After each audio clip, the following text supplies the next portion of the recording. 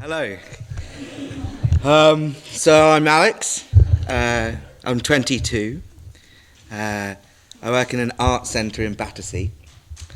And I'm a Buddhist. So I just wanted to kind of, get that out of the way. It's funny, it's increasingly something that in my life is becoming the most sort of unshakable. But also the hardest thing to share. I'm quite into Twitter, not on retreat. And I've toyed with slipping Buddhist into the Twitter bio, but it often only lasts a couple of days. I know, that's interesting. So now we've established I am a Buddhist. The question I've been asking myself over the last couple of days is why? Yeah.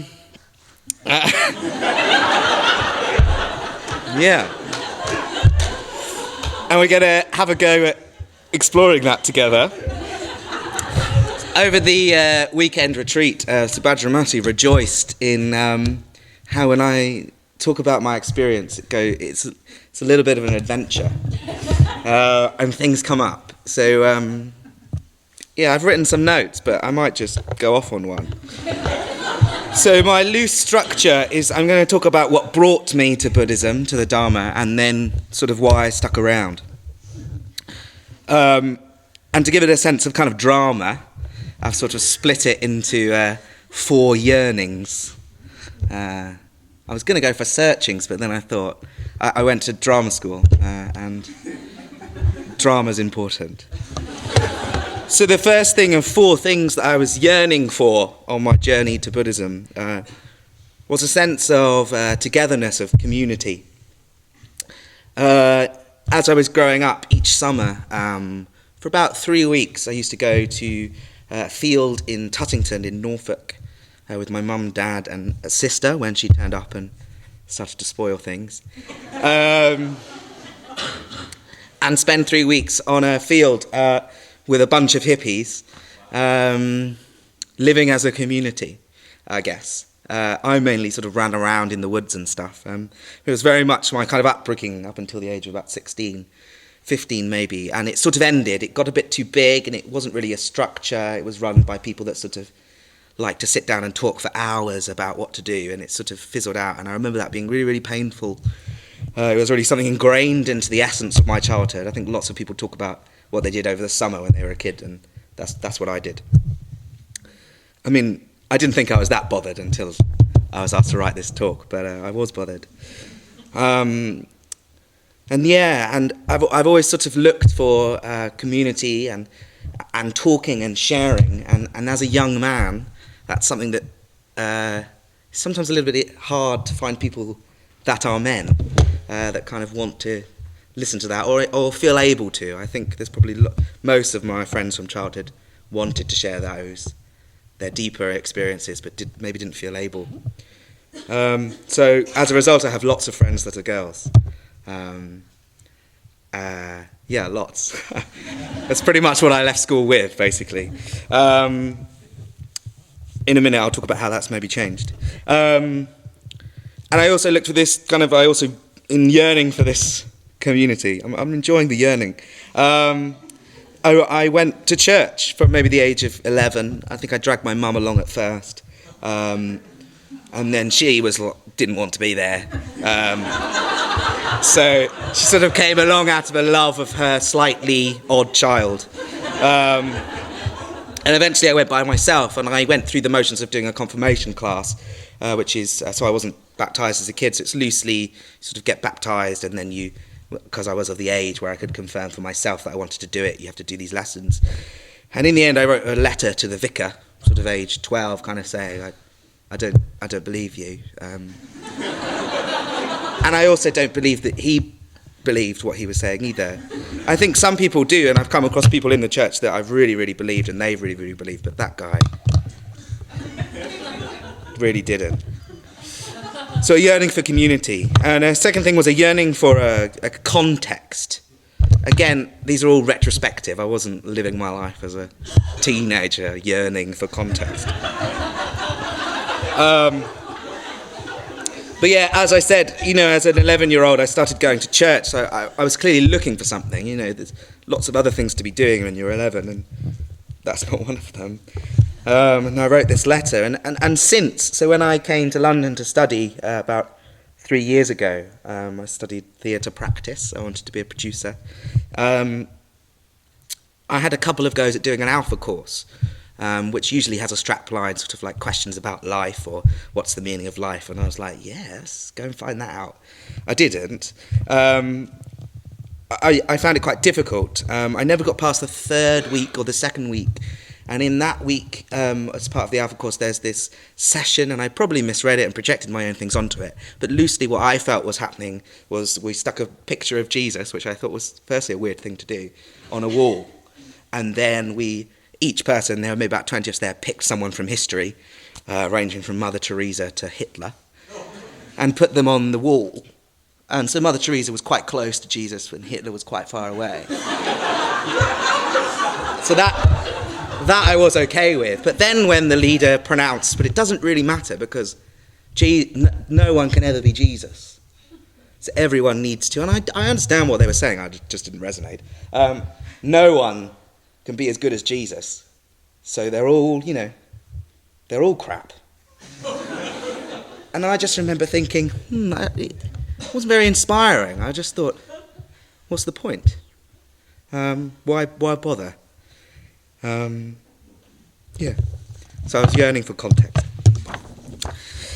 I was also yearning for big stuff. For a long time I had a quote by Alan Watts as my wallpaper as a student, which I've only just finished being, to be fair, say it like it was a distant thing. And it says, "You didn't come into this world, you came out of it, like a wave from the ocean," which is a gorgeous quote, but also quite big. And I used to watch Alan Watts' talks, or listen to them most nights.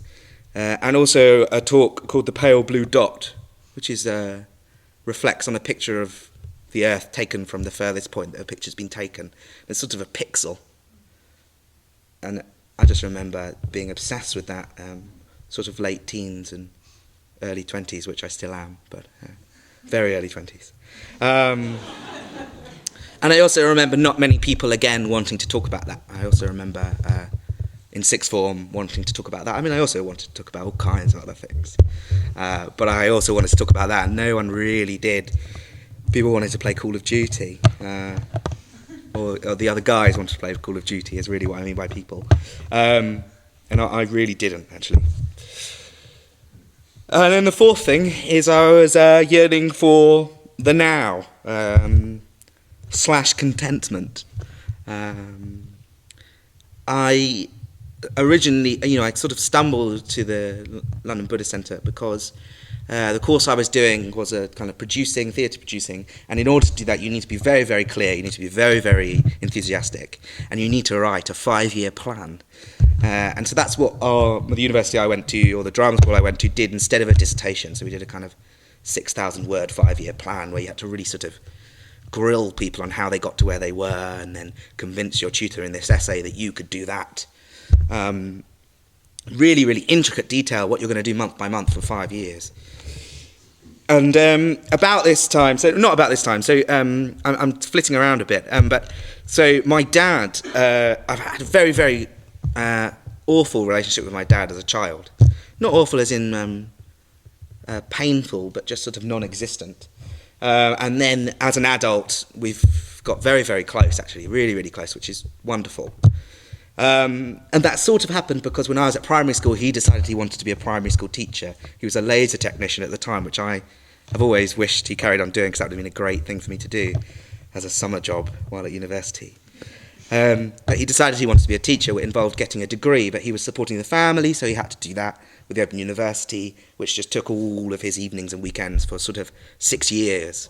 So I didn't see him for 6 years, and neither did my mum, neither did my sister, and as a result of that, and probably many other things, they separated. But it was fine because he was a teacher, and that's what he wanted to do, and he had put that in the centre of his life, and that was his 5 or 6 year plan. And when I was writing my 5-year plan, it struck me that At the beginning of this year, he became a gardener after 4 years of teaching because he didn't enjoy teaching. It was awful. Michael Gove was a... I'm not going to say it because it feels weird to swear on retreat.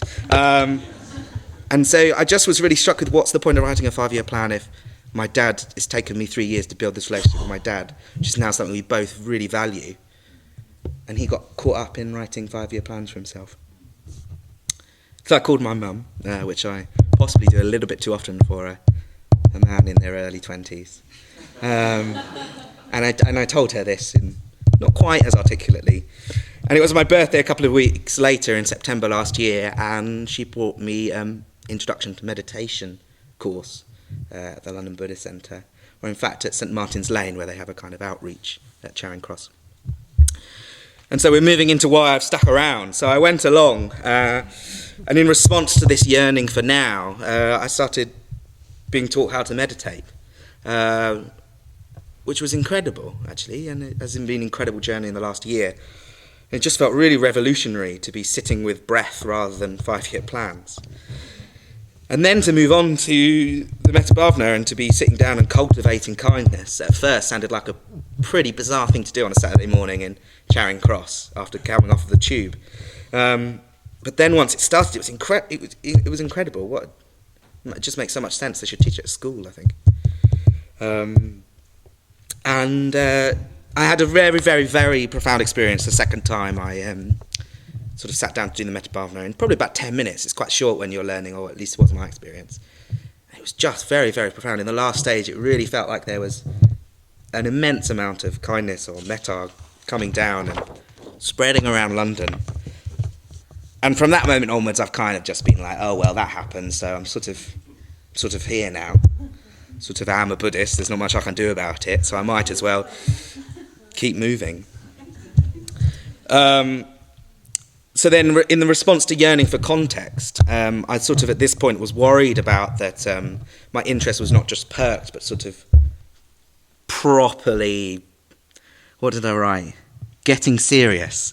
And I read Chris Balling's Intro to Buddhism. There's a quick quote from the History Boys that I wrote in something I wrote before for the centre. And so the best moments in reading are when you come across something, a thought, a feeling, a way of looking at things that you thought special, particular to you.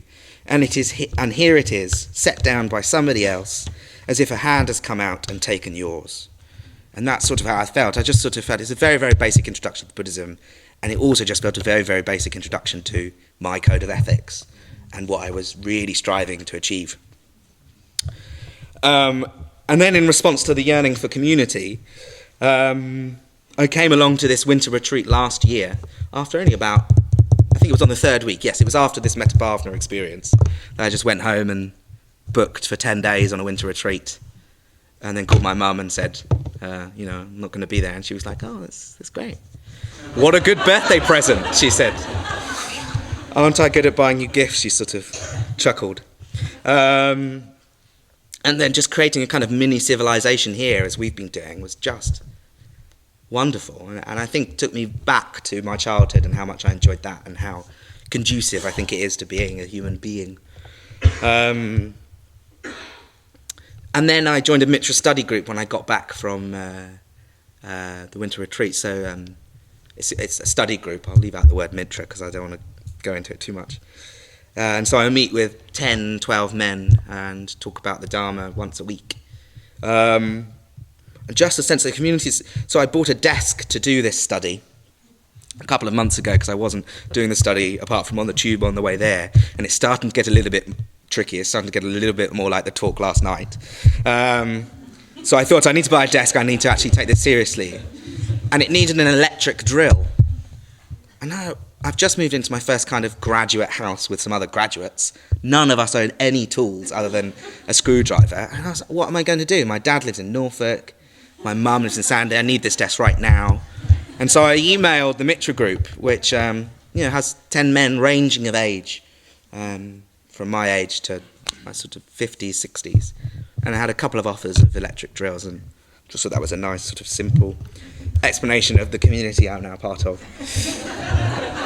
There's deep stuff as well, but electric drills are important. And then sort of lastly, a response to the yearning for big stuff. I'm regretting using the word yearning, but I'm almost finished. Finally getting to talk about the big stuff.